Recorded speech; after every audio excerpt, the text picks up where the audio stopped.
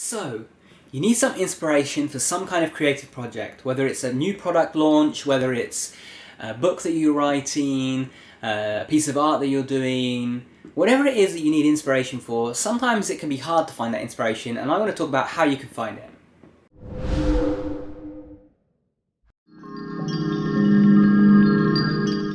Hey guys, welcome back to Tipharot. It's me, Matt here, and today I'm talking about finding inspiration. So the first step to finding inspiration is realizing where inspiration comes from in the first place. Where do new ideas come from? They don't just appear out of thin air. I know sometimes it can seem like that. You can just be sitting somewhere and this great idea comes to you. But you have to understand they don't just appear from thin air. They're coming from your mind, and your mind is creating them from other things. You see, you're being inspired by past events, by past things that you've encountered in your life. Sometimes you're directly lifting an idea from somewhere else without even realizing it. A lot of the times, these new ideas that people come up with are actually old ideas that, other people have had, and they didn't even realize. They thought they came up with this on their own, when in actual fact, they've actually just, indirectly remembered this from somewhere else. And the other type of creative idea that can happen is when you get two or more different ideas and your brain kind of compiles them into one thing. It goes, hey, look. They've made this and they've made this. Why don't they make something that can do both of these and, put that together? And that's where a lot of these ideas come from, is you are taking two ideas and kind of merging them together, or borrowing the best bits of both to make something new.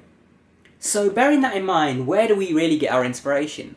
Well, we get our inspiration from two things: the ideas and experiences and things that we've encountered already, and our actual brain, our subconscious, putting those ideas together.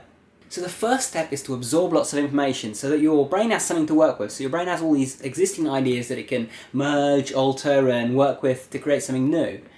So start by reading lots of books, watching lots of movies, absorbing lots of information in any way that you can, listening to people speak about different subjects, experts on the subject that you want inspiration from, and also don't just look at the subject you want inspiration in. For example, if you're an artist and you want to paint a new picture, don't just, watch art stuff all day, because it might be that you actually find your inspiration from something completely different. You're watching your favourite comedy show and just some building in the background just really grabs your attention, and you're like, I want to actually put that in one of my paintings. And that's where inspiration comes from a lot of the time, from unlikely sources. So the key is to be getting a flood of information. It doesn't have to be necessarily good information. It can be just information from any source of any kind. It can be, entertainment. It can be, scientific knowledge, whatever it is. Just flood yourself with information. Now, obviously, for certain things, you want to kind of focus your information in a certain way. For example, if you're trying to figure out a creative solution to a block that you've got in your coding, you've been programming something and you've just hit a block and you can't figure out how to work out this problem, and you might not get your inspiration from watching, some random comedy show. But, you still want to get information from lots of different sources, and not just, the particular sources of information that you would expect to help you with that problem. Because it's when you kind of come at it from a different angle, that's when you get around those issues. That's when you find that inspiration and come up with a new idea.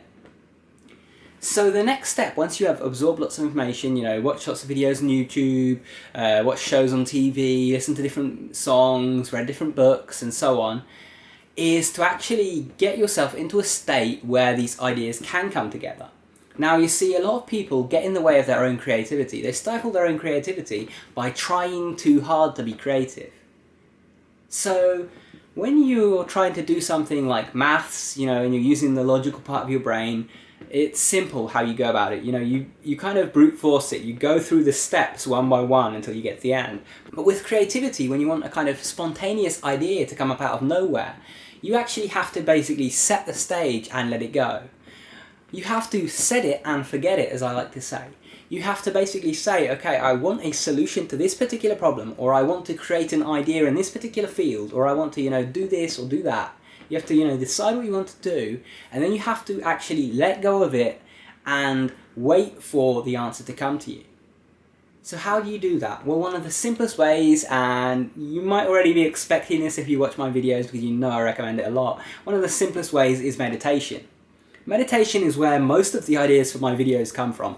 I will, have a few things in mind, a few kind of subjects, rough subjects that I want to cover.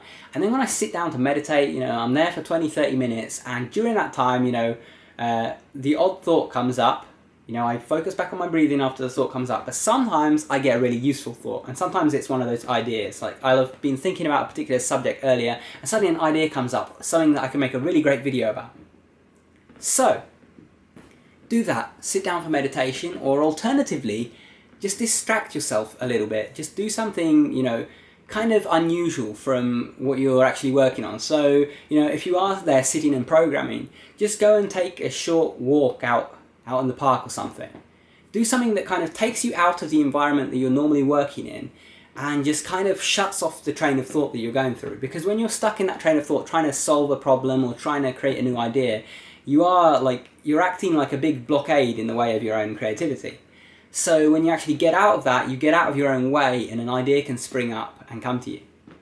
Now, also, try not to get too stressed about it. Sometimes ideas will come to you, you know, tons of them all at once, whereas other times you might only get one or two ideas and it might take you a while for those ideas to appear. So don't get stressed, you know, if you haven't come up with an idea immediately. Set yourself, obviously, deadlines if you need to for work or whatever, but, you know, don't rush the process. Don't just be sitting there like trying to rush the process. Now, if you really do need to rush the process along and you can't be patient with it, then what I suggest is actually brainstorming, just coming up with a list of any idea that you can come up with, no matter how stupid or silly it sounds, and just putting it down on paper and then meditating on that. You know, just put a bit of paper in front of you and just sit there and meditate and watch the ideas come to you. You'll be surprised, you know, you'll write all this list of things and suddenly just an idea just comes to you while you're sitting there meditating. So anyway, you know, this has been a little brief guide on what you can do when, you know, you're lacking inspiration and you need to find it. You need a new idea, you need a new solution. This is a process that I use, you know, absorb information, set it and forget it, and basically allow it to come to me, you know, in a state like meditation or even in dreams. In fact, that is another good one that I will just make a brief mention of. You can get a lot of inspiration in your dreams. You've probably heard of lots of famous people who've had inspiration in their dreams and so on, and it really does work great. A way that you can actually particularly aim to get inspiration in your dreams is right before you go to bed, like right when you're in bed about to fall asleep. Think about the idea a little bit, but don't, you know, think about it so much that you can't sleep and you get insomnia because you're worrying about it or whatever. Just think about it and ask yourself a question related to it, like, what would be nice on this piece of art? What would look really great in the center of my piece of art? Like, what would be the key focus of it? Just ask yourself a question like that. Don't answer it. Just ask yourself as if you're asking your subconscious to give you a message that night in your dreams. Now, this might sound a bit silly and a bit weird, but you'll be surprised. A lot of the time you can ask yourself a question and you actually get the answer in your dreams.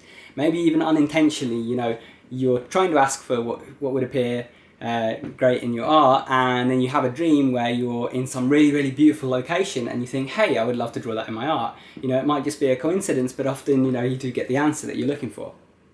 So anyway, try all those things out. I hope you guys have enjoyed the video. If you did, remember to subscribe over there because we've got regular videos that come out multiple times a week. If you like the video, leave a thumbs up. If you have any comments or questions, leave them down below. And if you want to keep watching, check out the video that's linked on screen. Thank you for watching, guys. Take care.